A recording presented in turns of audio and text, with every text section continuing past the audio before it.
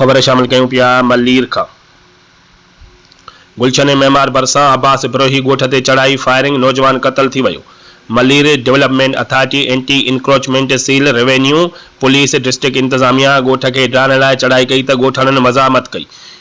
ॻोठाणनि जे घरनि खां ॿाहिरि निकिरण ते इलाइक़ो मैदानी जंग बणिजी वियो। ॻोठाणनि ऐं इंतजामिया में शिकतान सबबि फायरिंग कई वई। फायरिंग सबबि ॻोठाणो नौजवान ताज मोहम्मद छुटो क़तल थी वियो, जंहिंखां पोइ इंतजामिया भॼण ते मजबूर थी वई। क़तल थी वियल ॻोठाणे जे लाश खे इस्पताल पहुचायो वियो। ॻोठाणे जे क़तल ते इलाइक़े वासी सरापा एहतजाज बणिजी विया ऐं इंतजामिया ख़िलाफ़ सख़्त नारेबाज़ी कंदे मुतालबो कयो वियो त ज़िम्मेवारनि ख़िलाफ़ दहशतगर्दी एक्ट तहत केस दाख़िल कयो वञे।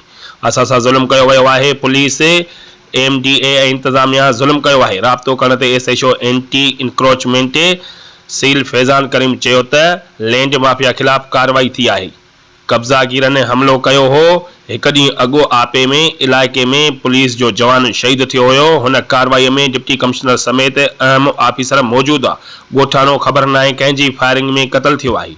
रिपोर्ट कर मुश्ताक अबोल, बे न्यूज़ मलीर।